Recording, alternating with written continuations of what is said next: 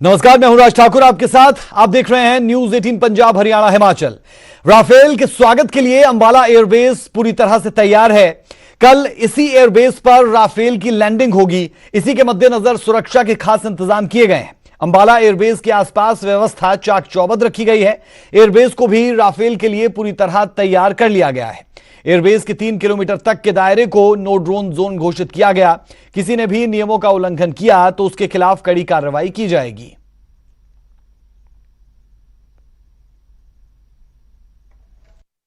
Security के point of view से Ambala police हमेशा तत्परता से तैयार है और किसी भी प्रकार की सिक्योरिटी में लैप्स तो पहले से ही बर्दाश्त नहीं है।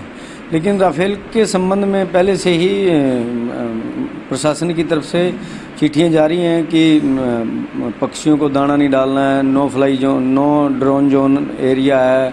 और पहले भी आपको पता है कैंट एरिया तो वैसे ही सेंसिटिव है, इसलिए वहाँ पे ड्रोन तो वैसे ही अलाउड नहीं है।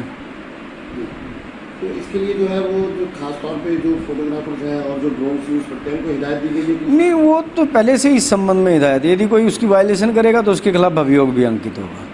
नो जो सिक्योरिटी जोन है उसमें ना तो ड्रोन को उड़ना अलाउड है, ना उड़ाना अलाउड है, ना फोटोग्राफी अलाउड है। एक रिपोर्ट के जरिए आपको बताते हैं कि आखिर अंबाला एयरबेस को ही क्यों राफेल के स्वागत के लिए चुना गया है। आपके आसपास एक तरफ पाकिस्तान पड़ता है, दूसरी तरफ चीन पड़ता है, और ऐसे में जो अंबाला एयरबेस से पाकिस्तान की दूरी है, यानी पाकिस्तान के बॉर्डर की दूरी है, वो 200 किलोमीटर की है, जबकि चीन के बॉर्डर की जो दूरी है वो भी 200 किलोमीटर की है। लेकिन यहां पर कुछ खास बातें हैं, उनका जिक्र भी हम करेंगे कि जो एयरबेस पाकिस्तान के हैं और एयरबेस चीन का है, उसकी दूरी हिंदुस्तान से कितनी पड़ती है, उस तरफ भी हम आपको जरूर लेकर चलेंगे। लेकिन उसके साथ साथ कुछ इंपॉर्टेंट पॉइंट्स यहां पर हम आपको पहले बताते हैं, फिर हम वापस आएंगे कि अंबाला को ही क्यों चुना जाता है। बार बार जो भी आपके पास फाइटर आते हैं उन्हें यहीं पर क्यों लैंड करवाया जाता है। देखिए, फ्रांस में जो न सिर्फ आप कहें कि पायलट्स थे, उन्हें वहां पर किस तरीके से प्रशिक्षित किया गया, किस तरीके से ट्रेनिंग दी गई, लेकिन उसके साथ साथ जो आपके इंजीनियर्स थे, आपके टेक्नीशियंस थे, उन्हें भी फ्रांस में लगातार 9 महीनों तक ट्रेनिंग दी गई है। और उस ट्रेनिंग के माध्यम से जब वो हिंदुस्तान पहुंचेंगे तो बाकी जो लोग होंगे उन्हें भी वो ट्रेनिंग दी जाएगी। पाकिस्तान का सरखौदा एयरबेस जो 200 किलोमीटर की दूरी पर है, जो हमने आपको 200 किलोमीटर का दायरा बताया था, वो 200 किलोमीटर का दायरा पाकिस्तान और चीन के जो सीमा है उसके लिए है। जी हां, पाकिस्तान और चीन की जो सीमा है उसके लिए है। लेकिन जो सरखौदा एयरबेस है जो पाकिस्तान का है और जो चीन का है, वो गरगुंसा एयरबेस है। गरगुंसा एयरबेस चीन का, जिसकी दूरी 300 किलोमीटर है।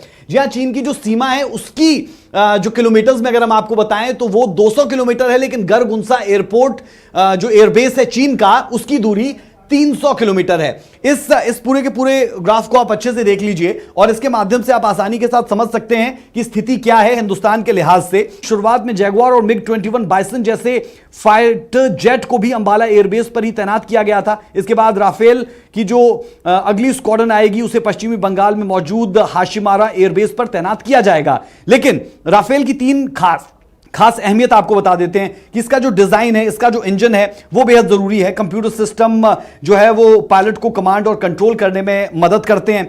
रडार सिस्टम की अगर बात करते हैं तो 100 किलोमीटर के दायरे में टारगेट को डिटेक्ट कर सकता है और साथ साथ हथियार न सिर्फ हवा में बल्कि हवा से हवा में भी मात करने में यह सक्षम है। तो ये आप पूरे के पूरे इस मैप के जरिए, इस मैप की ग्राफिक्स के जरिए हम आपको समझा रहे हैं, क्योंकि यह हिंदुस्तान का सर है और इस हिंदुस्तान के सर के ऊपर 2 ऐसे मुल्क जिसके साथ हिंदुस्तान की बहुत ज्यादा बनती नहीं है, या फिर कहें कि पाकिस्तान और चीन बनने नहीं देता है। और अंबाला एयरबेस सामरिक दृष्टि से भी, स्ट्रेटेजिकल फ्रंट पर भी बहुत इंपॉर्टेंट हो जाता है। इसीलिए जो भी हिंदुस्तान की बड़ी ताकतें हैं उसे अंबाला एयरबेस पर रखा जाता है। और न्यूज 18 पर लगातार हर अपडेट राफेल से जुड़ी हम आपको आज भी और कल पूरा दिन लगातार देते रहेंगे। आखिर राफेल में ऐसी क्या खासियत है कि इसे दुनिया का सबसे घातक लड़ाकू विमान कहा जाता है, और इस विमान के आने से चीन और पाकिस्तान की इतनी बेचैनी क्यों बढ़ी है?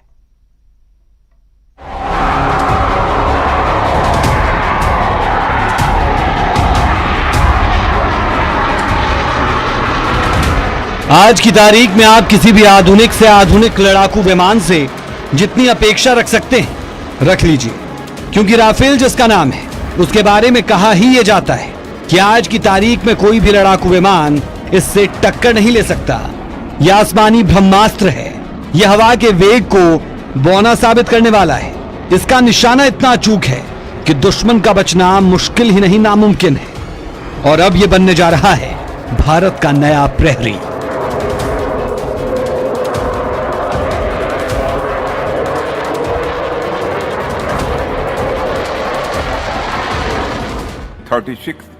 रफाल एयरक्राफ्ट प्रोक्योरमेंट के लिए भारत और फ्रांस के बीच इंटर गवर्नमेंटल एग्रीमेंट पर 23 सितंबर 2016 को हस्ताक्षर किए गए थे।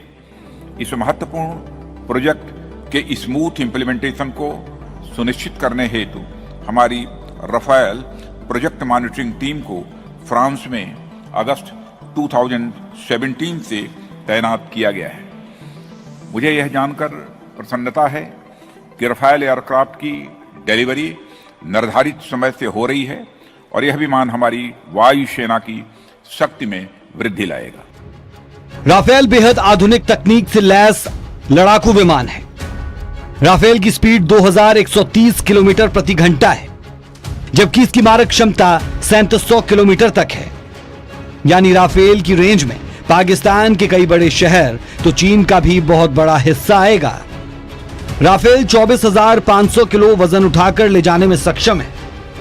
राफेल 2 इंजन वाला लड़ाकू विमान है जिसे हर तरह के मिशन में इस्तेमाल किया जा सकता है। राफेल हवा से हवा के साथ हवा से जमीन पर हमला करने में सक्षम है।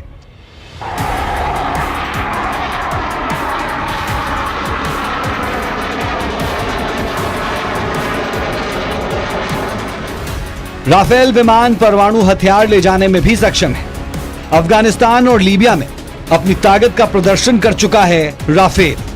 भारतीय वायुसेना के हिसाब से फेरबदल किए गए हैं। स्वाभाविक है इतनी खासियत वाले लड़ाकू विमान के भारत में आने से चीन और पाकिस्तान दोनों के हाथ पांव कांप रहे होंगे। Bureau report, news 18।